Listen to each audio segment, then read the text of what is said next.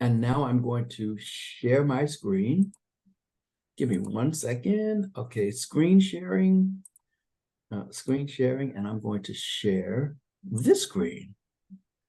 You should, let's see, share. You should see a screen that says Johns Hopkins University Vivian Thomas Scholars Initiative. Let's keep in touch. Is that what you see? Yes, sir. Fantastic. Well, first, thank you so much. I'm going to go through this presentation and then we'll be available to answer your questions. I'm going to talk today. So this is, if you can, please take out your phones really quickly and scan that QR code and fill out that form shortly. If you do not see the name of the program that you're interested in, you can type in your major there. And this information will be shared with all the other folks at Hopkins in our schools of arts and science, our school of engineering, our school of public health, and our school of engineering, school of public health, school of medicine. Yeah.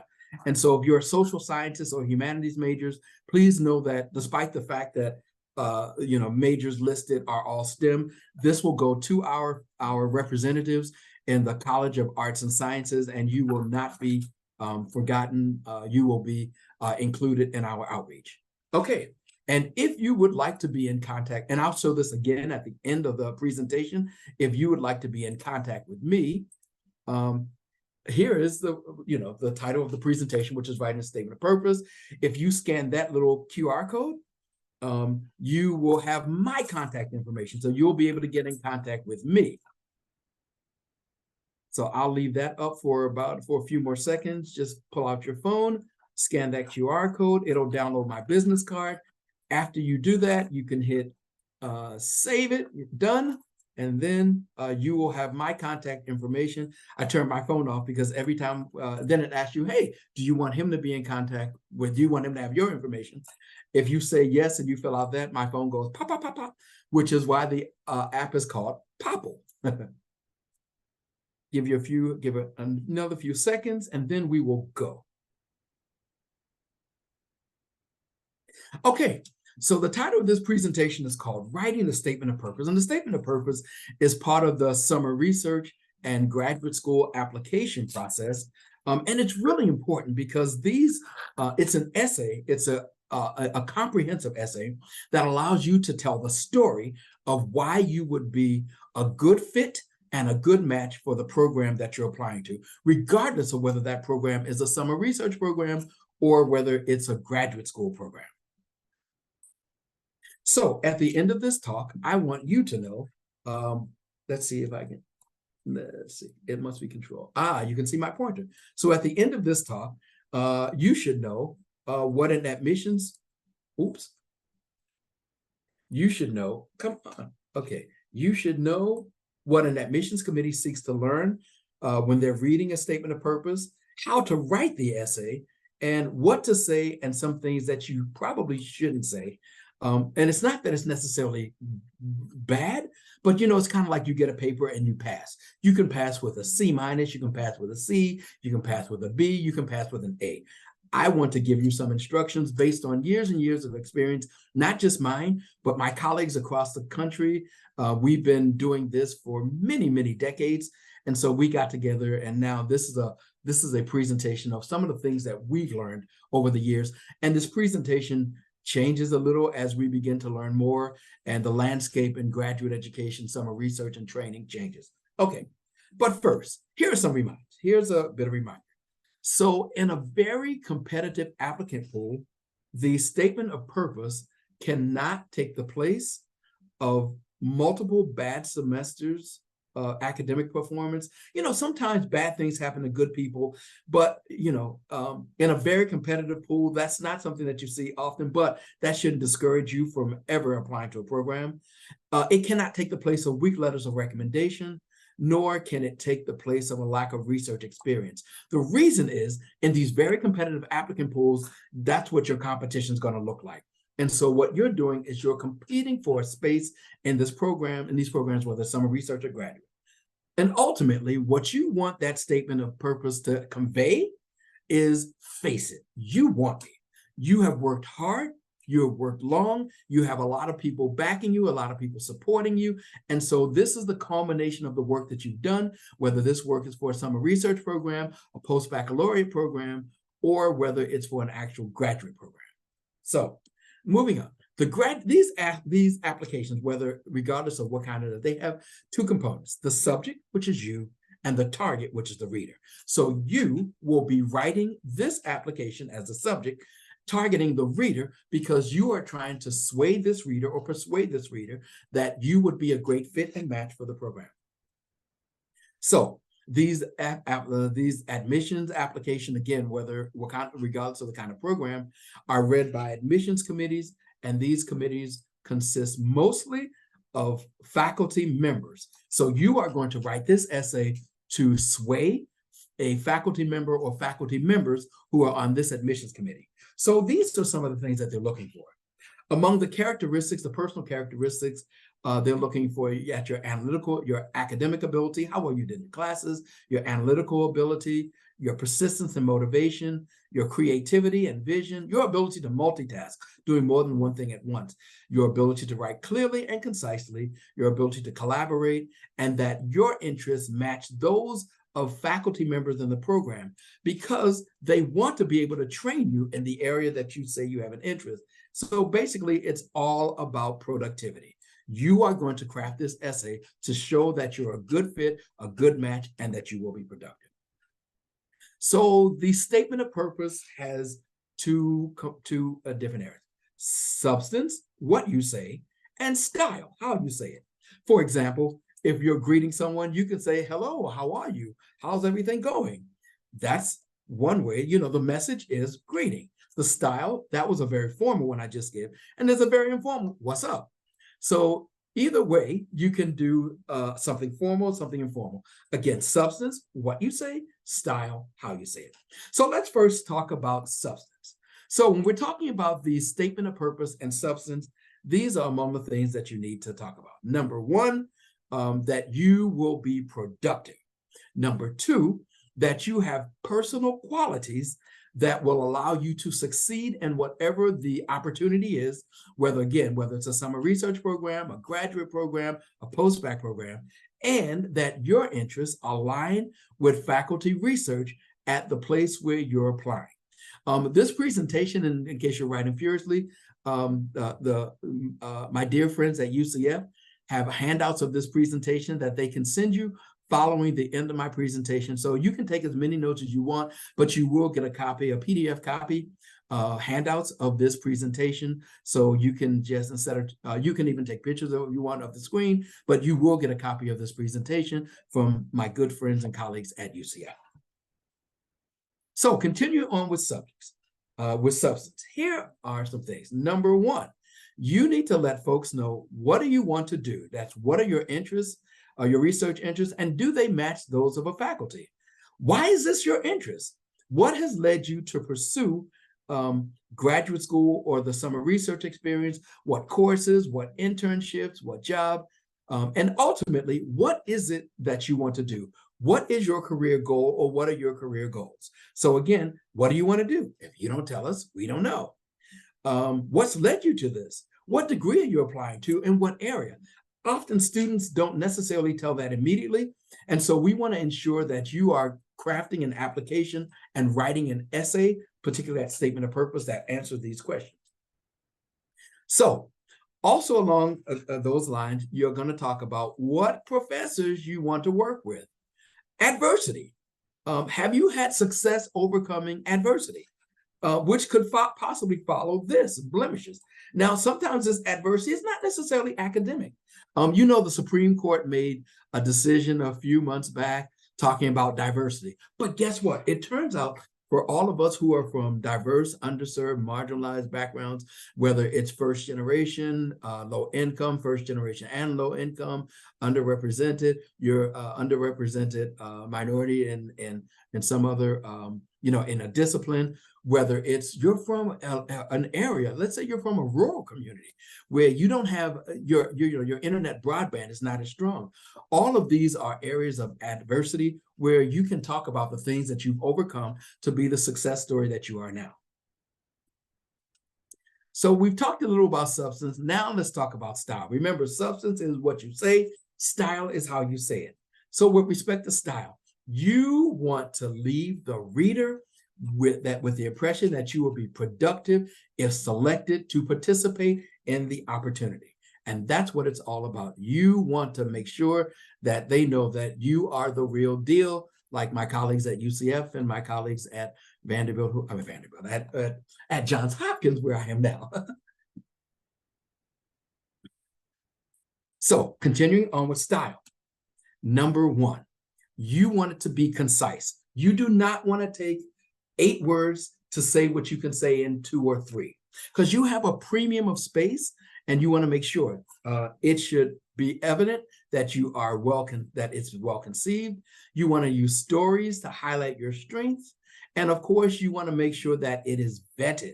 It should be vetted by not your friends, but folks like, your McNair program directors, coordinators, faculty mentors, etc. Because this is the essay that you're writing that everyone's going to read. So concise, well conceived, use stories to highlight your strength, and make sure that it's vetted. You're not going to tell folks, when we're talking about stories, you're not going to tell folks you're great. You're going to say something like, I've been told that my work is really good. I know that because whenever I do something, they said that, oh my God, you've just done this, like Raquel Toro, whenever something's done well, that's a Toro. Okay. Continuing on with style. Number one, why should they select you? You're not going to tell why you want it. The reason is they've created these opportunities because they know everybody wants it. But why should you be selected to participate in this opportunity? It should be customized to the program that you're applying to, and it should be conversational in tone, like you're writing to someone in your discipline, but not necessarily your subdiscipline. Got it? Do not lecture them. Imagine that let's pick on psychology. Imagine you're you're applying for a psychology opportunity, and you start off by saying, psychology research has to do with the mind. Well, do you think a group of faculty members in psychology have any idea?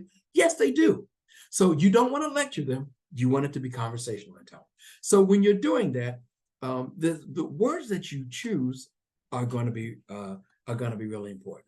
So let's talk about more so words that you shouldn't use. These are not necessarily bad words, but the whole point is, by doing this, we tell you, please don't use these certain words. And the reason is that it can make people do that. And that's what you don't want. You want them to have a very positive reaction. And some of these things may not be evident on the surface, but you definitely want to make sure that you are not causing people to have this reaction for whatever reason. So let's talk about some of these words that I and my colleagues from around the country, again, we got together over a few weeks and came up with these words that we discourage you from using. Number one, and these are in alphabetical order: blessings. Again, you don't know who's on that committee, and you don't know what they feel about research, about religion. So when you use these words, you can accidentally cause somebody to have a reaction that you weren't necessarily expecting. It's not necessarily a bad thing to say them, but you don't want anyone to be distracted from the work that you've done and how good a fit and match you are for this opportunity. Number two, dream. How do you dream? With your eyes closed. Nobody wants to research you. Nobody wants anybody to do research with their eyes closed. So dream, not necessarily the best words. And by the way, I'm also going to give you a list of words that I would encourage you to use if you can. And I think these are words that you can possibly use in your essay. Next word to discourage: enrich. Enrich. We're not talking about breakfast cereal, enrich with vitamin C. Don't do that. There are much better words. You're scholars, you're emerging scholars. And so enrich is not necessarily the best word when you're writing about research. Again, some of these words can be used in conversation, but now you're talking about an academic essay in which you are trying to convey the strengths of your candidacy for this opportunity. Esteem. Esteem, renown. This comes off as as sycophancy. You know what that is? Kissing up. Esteem. Nah, don't use that. Yeah, they know that they're esteemed, blah, blah, blah. That's why they're giving you the opportunity to join them. Next on the list, fascinated. Again, not very academic words when it comes to these kinds of essays, when you are talking about the strengths that you bring into this program. Humor, honor, because we'll talk about humor later. Honor, again, it's like esteem.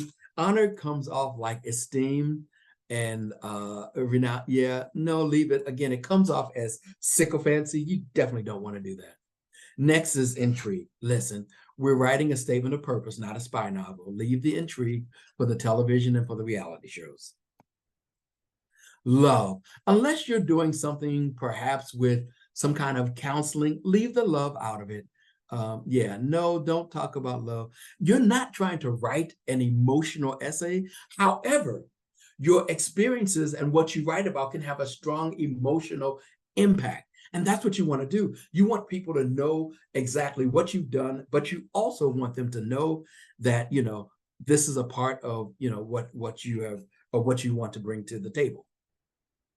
The favorite word, I call it the P word, passion. This is probably the most overused words on essays. Think about it. If you talk to all your friends and people that you know who've written these essays, just think about it. How many of you have used, just ask yourself if you've used the word passion or passionate. And I would say I'm willing to bet well over 80% of the people on this call have used the P word, passion. It is used, if you can imagine, just the people you know. Now take the rest of the people in your department.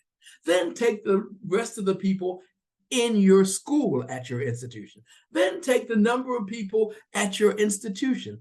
Then take the number of students from all the institutions who are applying. And everybody's talking about passion, passion, passion, passion, passion, passion, passion, passion, passion. It's the most overused words, and it becomes really distracting. And it's like, oh God, you're passionate. And it's really funny because when you talk to folks about this, they'll ask you to express your passion. Well, you can express your passion without using the word passion. Got it? You can express your interest, your desire, etc. Next, piqued. Yeah, just not, yeah. This piqued my curiosity. No. You're scholars. We've got better words for you to use. Now, here's one. It's not necessarily bad. Researching, or research, these are things that we say in conversation. However, we would discourage you from using it in an actual essay. Moving on, here's one. Taste. We're doing research. Unless you're doing something with the olfactories that keep your mouth closed. No, don't go tasting anything. OSHA has rules against doing that in the laboratory. No tasting. And finally, thirst. Yeah. I've learned, I guess I'm much older than most of the folks here. And yeah, that word doesn't quite mean what it used to mean. But let's leave the thirst off of our research, our statements of purpose. Okay, so now that we've talked about words which I discourage you from using, again, please don't. If you don't have to, please don't. Let's be positive, because that's why we're here. This is what UCF and this program and grad prep, and this is what it's all about. So now let's talk about some encouraging words. And we want you to be able to use some of these words, and we want you to have the success that you've been working toward in all your scholastic endeavors. So the reason that we're doing this is when you use these words, which convey strength and confidence, you cause people to have this kind of reaction, which is this, and that's what you want. So we're going to help you convey your strength, your desire, all those things that you want, because you've been working hard for these opportunities, so we want you to get it. So using some of these words will cause people to have this reaction. So let's move on stylistically to these encouraged words. Commit. These words display confidence. You are committed to research. You are committed to being great scholars in the McNair programs. So these are the things that these are the reasons why you're pursuing these opportunities, because you are committed to your success, and perhaps you're committed to, raising the profile of your family, your community, whatever. But commitment is a strong academic, confident research word.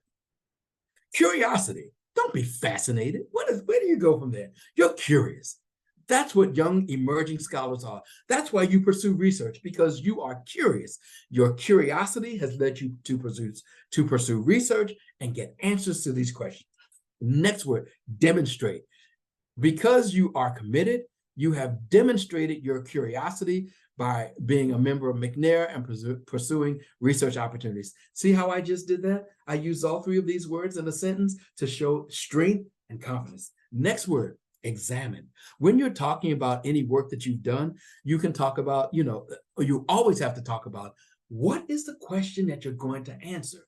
And so to answer this question, you can examine previous results, you can examine literature, there are many ways that you can do it, but examine is a strong, confident word. Initiative. Because you are committed and curious, you took the initiative to pursue research that examined a topic and demonstrated these results. Well, look what I just did. See, this is what happens when I get together with folks in the McNair community. You inspire all of my creative thoughts. Intend. Here we go again. You intend to pursue this research experience. You intend to pursue a PhD because it is, it is what you do. You're not going to say, I would like, no. Your competition at these other schools, no. You intend, and this is what McNair is about. You intend to get this degree from this institution, or you intend to participate in this program. You're not asking them, you're telling them you intend to do this. And if I don't do this at your institution, I will do it someplace else. Why? Because I'm committed, right? Intend. Next, investigate, because that's what your research will lead you to do. Your research will lead you to investigate things, and during those investigations, you will examine different aspects, because why? You've taken initiative. And from your results will let you know, they will demonstrate you learn or found. Next word, and the final word, reveal. So these are not all, but these are very strong words that you can use in your statement of purpose to convey the point that, yes, you want me. Remember that? Face it, you want me. And by conveying strength and confidence and competence, you'll be on your way. And finally, I forgot the word suggested. Now, when you're writing this essay, you are definitely going to be talking about folks that you've done research with in the past, whether that's been at your institution, during the summer, or wherever it's been. So one of the things that you're going to have to do is you're going to have to talk about the folks you work with, right? And we call that name dropping. So when you are doing name dropping, you want to make sure that the person reading it can understand and contextualize the person you're mentioning. Give me an example. So there are people at your institution, but sometimes at other institutions, they may not know the person you're working with. So let's say you're at UCF and you did research at Hopkins and you're applying to, let's pick up my friends at FIU. So you're at UCF, you did research at Johns Hopkins, and you're applying to a summer research or graduate program at FIU. So keep this in mind. If the person is not at the institution where you're applying, do not simply cite them as Dr. Don Brunson. They don't know what kind of doctor you are. They don't know whether you're a chiropractor. They don't even know whether you have a research degree or just a professional degree. That's really important. So instead of saying, during the summer 2023, I studied in the biology department at East Section University in the research group of Dr. Don C. Brunson. They don't know me. You can say, during the summer 2023, I studied in the biology department at East Section University in the research group of Don C. Brunson, PhD, Assistant Professor of Pathology. Now, wait. So now this says, this person, Don C. Brunson, has a research degree, a terminal research degree, and holds the academic rank of assistant professor in this department. So here, they don't know who I am. They have no idea. Just because I'm in the biology department, I could be someone who has a background in teaching, and I could be, in the biology department, and my scholarship can be in scientific learning, which is different because now I say I hold the rank of assistant professor in this department. You see, much more clarity. You have allowed them to understand and contextualize who Don C. Brunson is. So now, now let's flip the script. This time you're at UCF, you've done research at Johns Hopkins, but this time instead of applying to a program at FIU, you're going to be applying to a program at Johns Hopkins. If that is okay, if that is the case, then it is okay to cite the person as just Dr. Justin Credible. Why? Because it's one of their colleagues. So they're at the same institution, so they will easily know that the person that you work with, they'll know that person by rank, by department, etc. Okay? If they're not at their institution, you definitely want to cite them as with name, degree, and program. If it's not, you can just say that. So in that case, you would say something like, my first research experience was in the social sciences REU program at your university. I worked in the psychology department in the lab of Dr. Penny Lane. That's perfectly fine, because you even look at the words you're using. At your university. So you're letting them know this is one of your colleagues. That colleague is in this department, and that's the colleague's name. Understand? Okay. Now, when you're writing these essays, here are some strategies. Number one, you're going to look and see if you're given some kind of prompt. And often they'll ask a question. If so, you're going to answer the question. If they haven't, then what I'm going to do is to give you some questions that you can specifically answer. And what you're going to do is you're going to look at those questions, and then you're going to take each individual question and you're going to write each one. You're going to answer each one as if it's its own separate essay.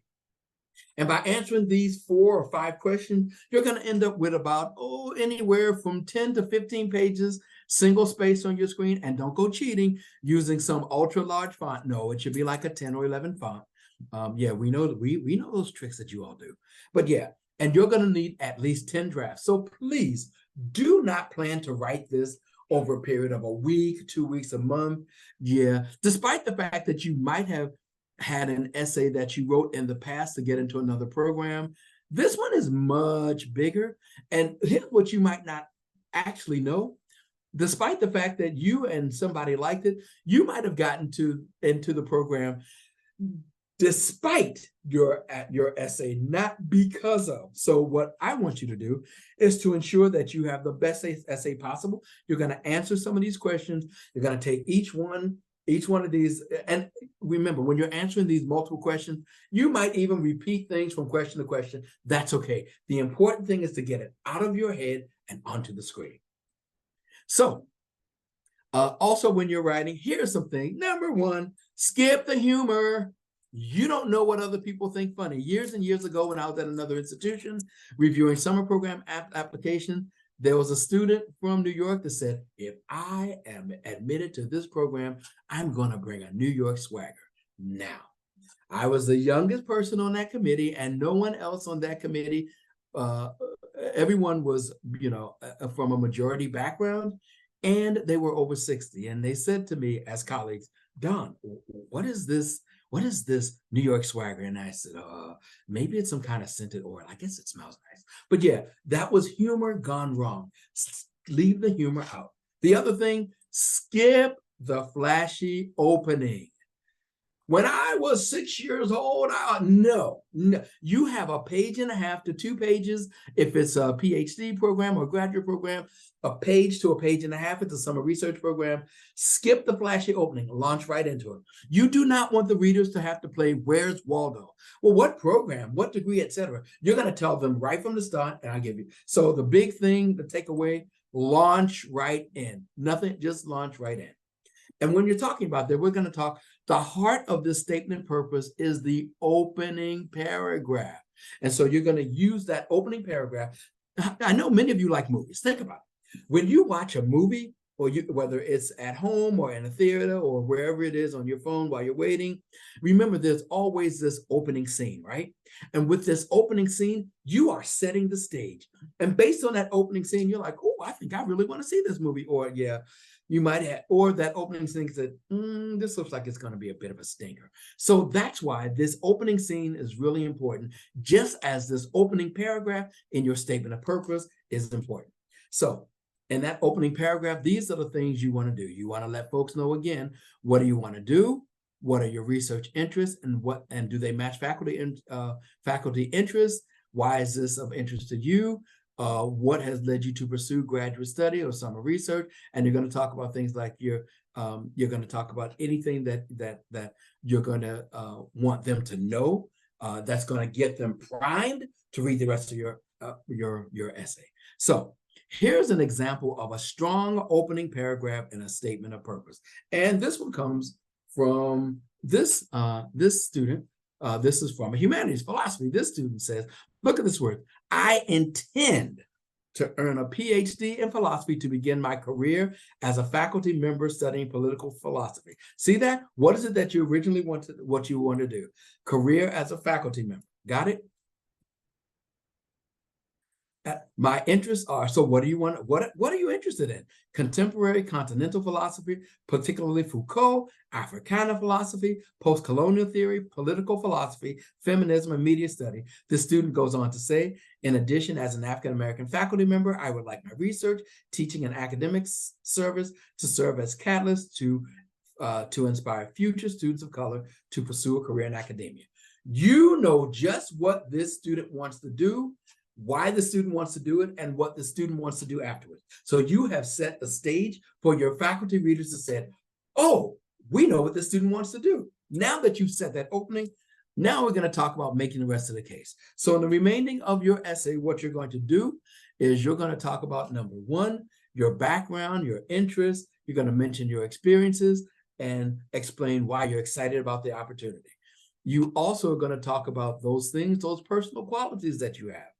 Those personal qualities, you're going to talk about your diversity or your adversity status, what you've overcome, and if there are any blemishes on your record. Now, because of the Supreme Court, we don't talk about diversity anymore. We talk about adversity. Why? Because people from underserved and marginalized backgrounds often have to overcome adversity. So here's an example, discussing a research experience.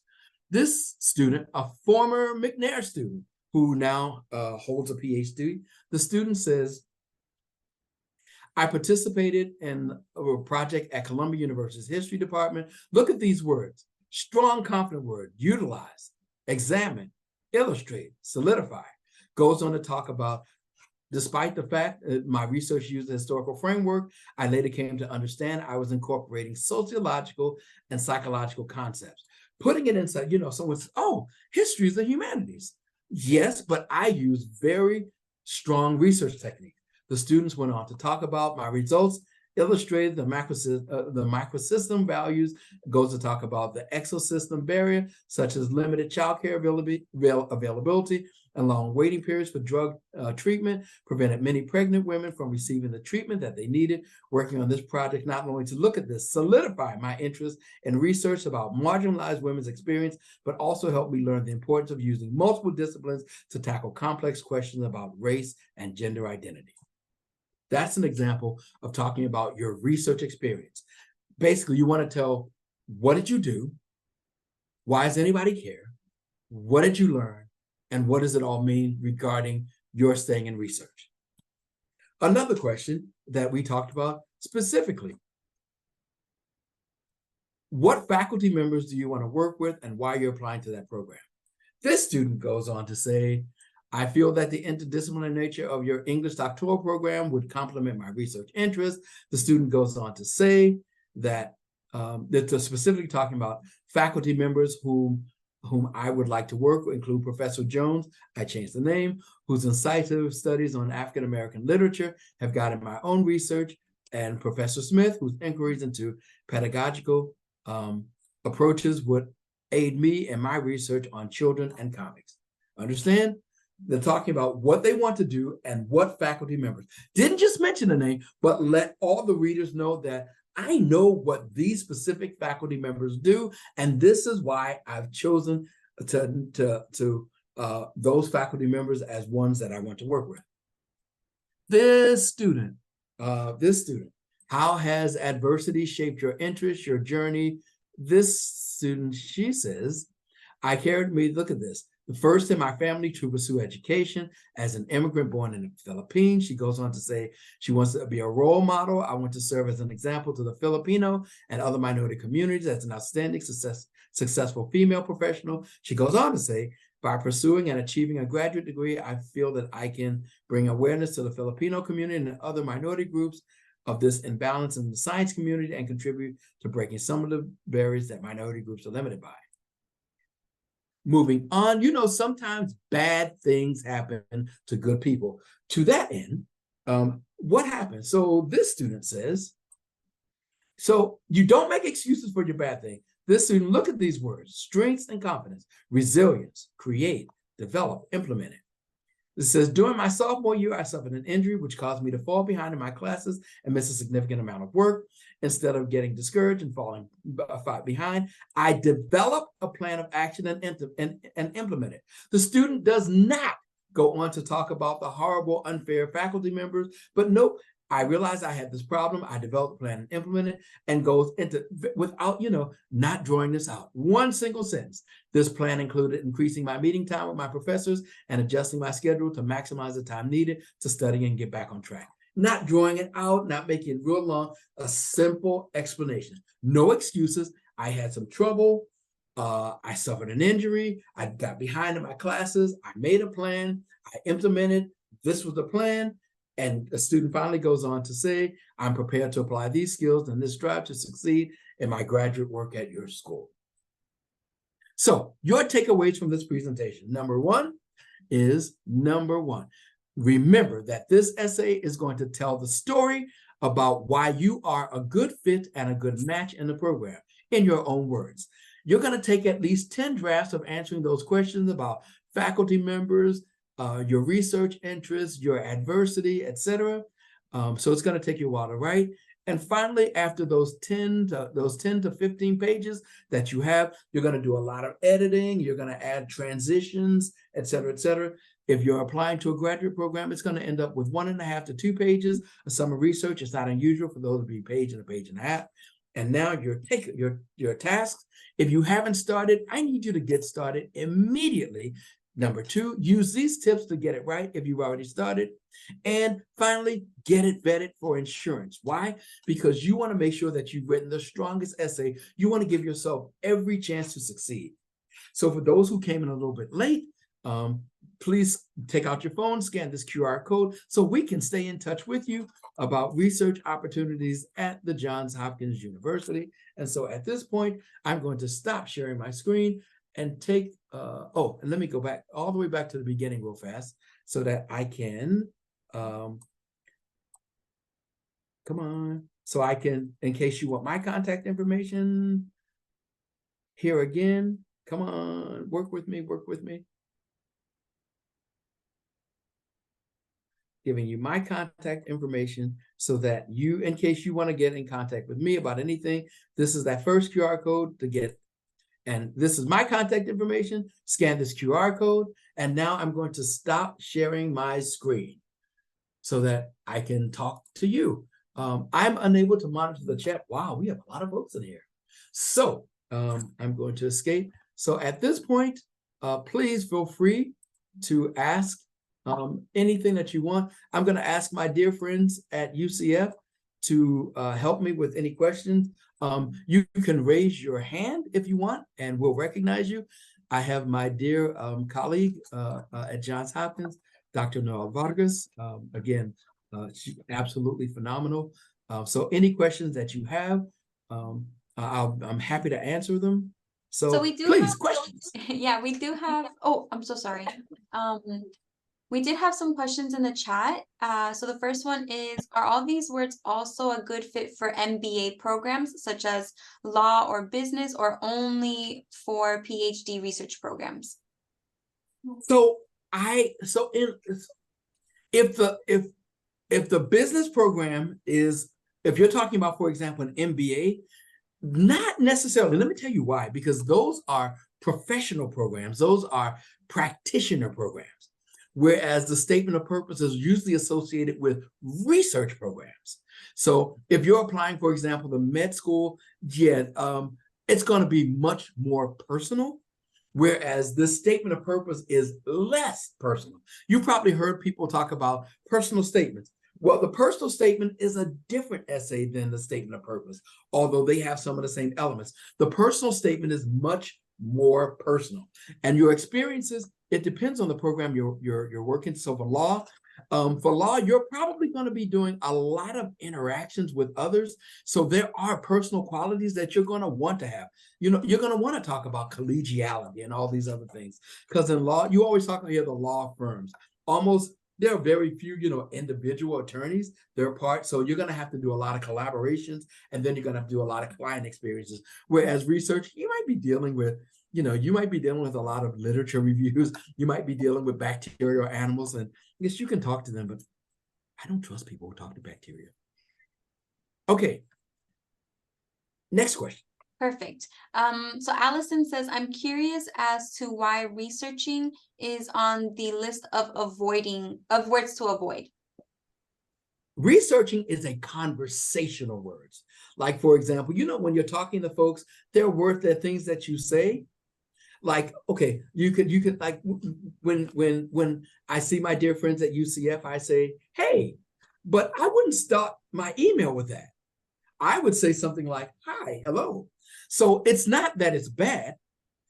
There's some things that you say in conversation. Remember, this statement of purpose is an academic essay that's going to tell the story of what you want to do, why you want to do it, and what you plan to do afterwards, and why you are a good fit and a good match for the opportunity, and why you would be productive if selected for that opportunity. So it's not a bad word to say. It's just not among the strongest, most confident words and conveying competence.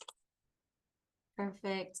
So then Lee's question is, Dr. Brunson, how long in advance should we begin outlining, drafting, and editing the statement of purpose?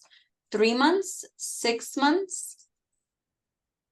I would definitely tell you, it depends on how much time. When I was an undergrad, my freshman year, I learned this thing called the Edwards time effort law. It says time times effort equals constant. So when you have a lot of time, you can put a little effort toward it. But if you have a little bit of time, you got to put a lot of effort. I would encourage you to start writing this thing 3 and 4 months out, because again, and to devote a significant amount of time, maybe an hour a day, because you're going to be doing a lot of editing. You're going to get all these great things that you've done over the years. You're going to get them out of your head and onto the screen. And by doing that, again, don't worry if you're answering these questions and you write something in one thing. Get it out of your head to those 10 to 12 pages, then you're going to edit out. Because there's some things that, you might have thought were good, but you're like, that's not really important to my story. Because again, you're conveying this story as the subject to the target, which is the reader. So I would say 3-4 months is fine. But if you want to go 6 months out, that's fine. Because you might go for 2 months and then you decide, you know what? This statement of purpose is a real stinkeroo and you got to start over. But because you started 6 months out, you got 4 months. And I can tell you, just personally, that's what happened to me. I was so proud of it. And then I was reading and I was like, oh no, this is really bad. And then I finally got it to some of my, the faculty members to vet it. And yeah, they took there weren't computers back then. They took the red pen mark. And so, yeah, I got back on track. So yes, 3 months is good. 4 months is better, but give yourself time, because once you get it done, you're going to send it out to you're going to get it out to your folks who are going to vet it, and you got to give them time to get it back to you. So just because you've taken 3 months and you're finished, doesn't mean that it's a good product. So yeah, the more time you give yourself, the better. And also, again, give them time to read it and get back to you. Remember, the folks that you're asking to read it, they have lives too, and they have families. And as much as they like or even love you, they don't want to spend all their time with you, regardless of what their jobs are. At some point, we unplug. On the flip side, and I definitely understand the importance of giving yourself time. We have a student that mentions, what if you have 1 week?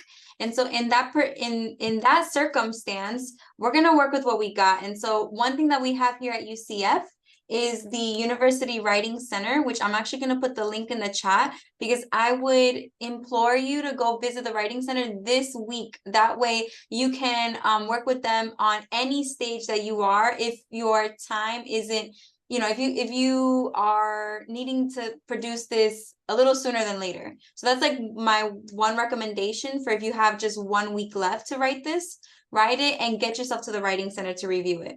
Is there anything else that you would want to add to that, Dr. Brunson? No, writing centers are wonderful resources. They especially can help you. Edit content on the style side, but substance, they may not be able to. They may not be able to help you with how you're describing your research, because that's a very specialized thing. However, they can tell you with how your description of your research, or your, the portion of your statement of purpose where you talked about your research. They can help you. They can help you understand whether you're telling a coherent story, because that's what this essay, the statement of purpose is. It is a story, as we said before. And so those stories have, they have actors, actresses, the folks that you work with. That when we talked about the name dropping, it's also part of you. So the answer is, if that's the case that you have, then you just take it into overdrive, use all of your resources, and yeah, they will work with you to get out the best product as possible. And so I just want to be mindful of everyone's time. We do have 5 more minutes. And so I did skip over a question real quick. So I'm going to go back to it. After writing this essay, is it more of a one-size-fits-all, or do you have to make sure it is tailored to each program I am applying specifically? So here's what you're going to have. So you're going to write the statement of purpose, and you're going to have, maybe 7, 8 paragraphs. Only one paragraph is going to change, because the other paragraph is going to be what you want to do, all your experiences. That's not going to change from program to program, department to department, institution to institution. What is going to change is the school that you're applying to and the faculty members. So you're going to write this thing, and then there's going to be one single paragraph that you're going to tailor to every single institution. You're going to talk about all the folks. You're going to talk about Dr. Todos, and you're going to talk about Dr. Vargas. Yeah, so you're going to talk about them and that. And then for the next school, you're going to talk about Dr. Toro, Dr. Alderando Jeffrey. Yes, so you're going to tailor that one paragraph to every, each different school. But the rest of it, who you are, what you've done, what do you want to do, that's all going to remain the same. So once you get that part done, then, part of that research is going to be investigating faculty at the institutions whose research align with yours. Perfect. And then, so I do see a lot of reactions to another question, so I'm going to go straight to it. Do you think mentioning overcoming struggles with mental health is appropriate? And then in parentheses, for a psychology student, ? The answer is yes, because that is part of your story. Because you have to, as everybody, all of the folks at UCF will tell you, this research it's not a straight pathway. There are going to be many obstacles. And yeah, there's going to be, and if you're in an experimental discipline, there's going to be a point where 85 to 90% of what you do is just going to fail. But by talking about overcoming adversity, yes. But so the flip side is, you remember, this is not a personal, it's not a personal statement, and you don't know what the reaction is. So what you don't want to do is give them ammunition against you. You can just overcome. You can say, instead of saying mental health, you can just say it, I've dealt with some with personal struggles, blah, blah, blah, blah, blah. because yeah, you don't know how someone feels, and you don't want to bias them against you. However, every single person has had personal struggles that they've overcome. I would tell you, use your judgment, and it's like, don't overshare. Now, even if it's a psychology program, that doesn't necessarily mean that the folks reading it are going to be empathetic and sympathetic to you. Because remember, this statement of purpose is associated with research. And that's what this essay is about, showing that you are resilient, that you are overcoming. And overcoming a personal struggle is definitely a good thing. I love it. So just being mindful of time, we have a question in the chat that says, I think this will be the last one that we discuss. And if you'd like me to stay a minute, I can stay over. I'll do anything for you, so yeah. We actually have another session afterwards. Okie dokie. But actually, that is a good point. So the wonderful thing about Dr. Brunson and his team is that he has come to Florida, to campus, throughout the years that we have built a partnership with him. And so, we love to host him. So if you want to see him on campus, you definitely want to stay in contact with AAP, so that you can find out when is the next time that he's going to be at UCF. Okay, so with that being said, our last question will be, so sorry, y'all kind of put some into the chat. If a faculty is having a bad reaction to sharing appropriate information about mental health struggle. Oh, okay. Okay, so someone mentioned a letter of intent and goal statements. Can you kind of maybe reiterate the difference between the personal statement and other types of statements, admission statements or admission essays? Yes. So a letter of intent is that, in fact, it's a letter. The statement of purpose is an essay. The personal statement is an essay. Personal statement is much more personal.